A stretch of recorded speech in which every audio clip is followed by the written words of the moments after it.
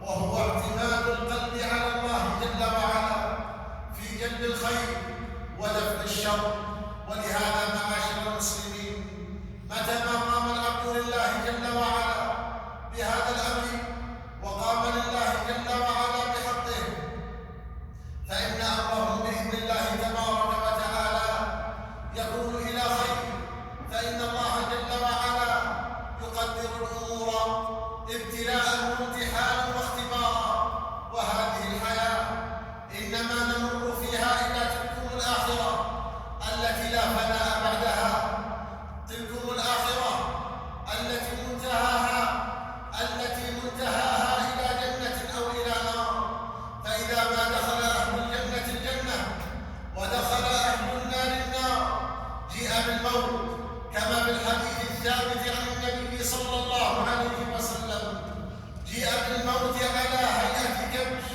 فيذبح فيقال لأهل الجنة خلود فلا موت، ويقال لأهل النار خلود فلا موت.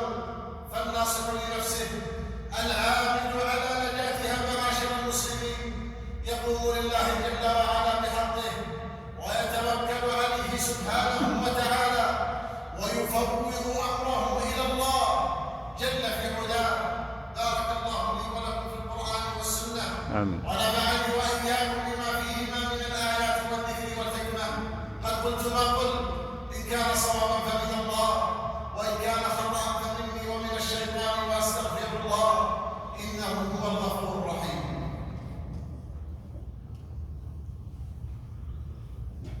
اللهم نسألك الجنة وما قرب إليها من قول.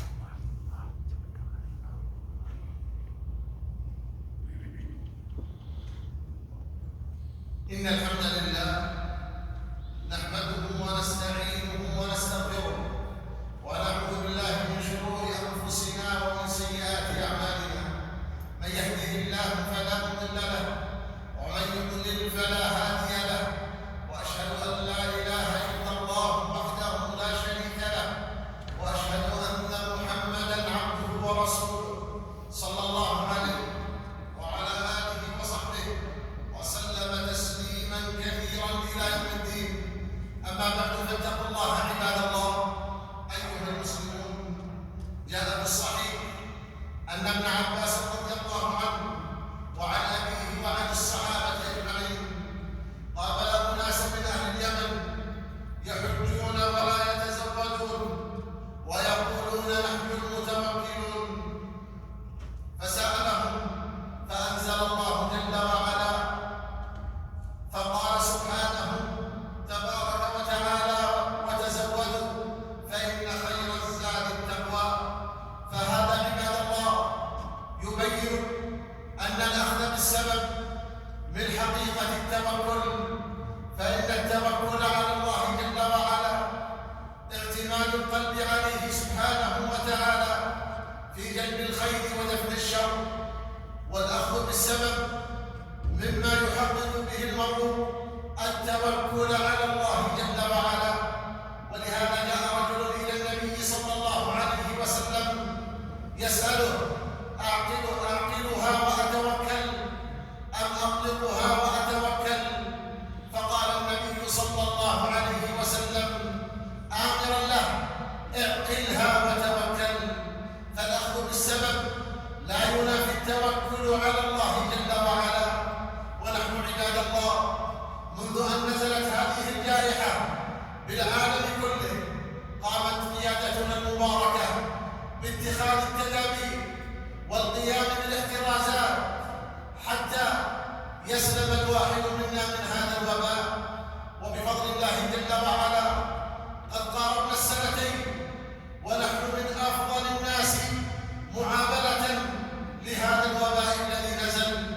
ونحن عباد الله فلذات أكبادنا مقبلون بعد نحو من شهر إلى مقاعد الدراسة، ولا بد معاشر المسلمين لا بد من الأخذ بالسبب والتوكل على الله جل وعلا، ومن ذلك الأخذ بالتدابير التي وضعها المسؤولون للقيام بهذا الأمر، فينبغي علينا أن نحرص عليها.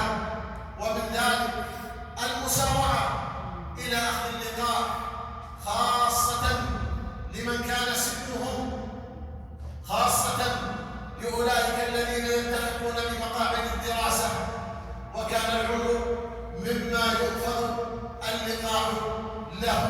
فينبغي علينا عباد الله ألا نتساهل في هذا الأمر، وألا نتهاون فيه، وأن نأخذ بالسبب، وأن نعلق القلب بالله جل وعلا خالق كل شيء سبحانه وتعالى، ولا يكون في ملكه جل وعلا إلا ما أراده سبحانه وتعالى.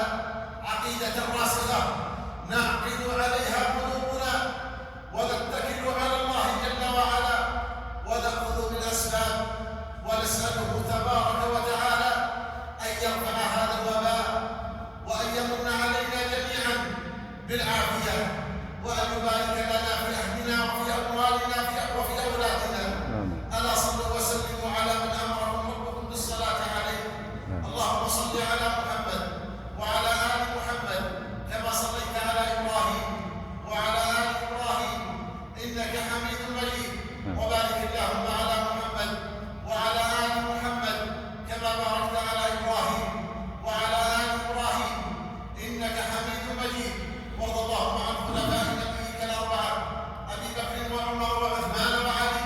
وارض عن الصحب الكرام وارض عن من تبعهم بإحسان إلى يوم الدين.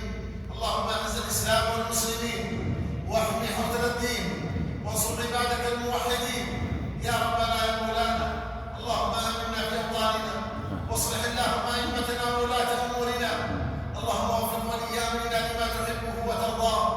اللهم سدده في أقواله وأعماله يا رب العالمين. اللهم آمن المسلمين في أوطانهم واصلح ولاة أمورهم لتحكيم شرعك والعمل بكتابك وبسنة نبيك صلى الله عليه وسلم.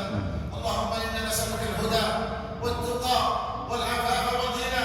اللهم إنا نسألك من خير ما سألك منه نبيك محمد صلى الله عليه وسلم ونستعيذ بك من شر ما استعاذ منه نبيك محمد صلى الله عليه وسلم.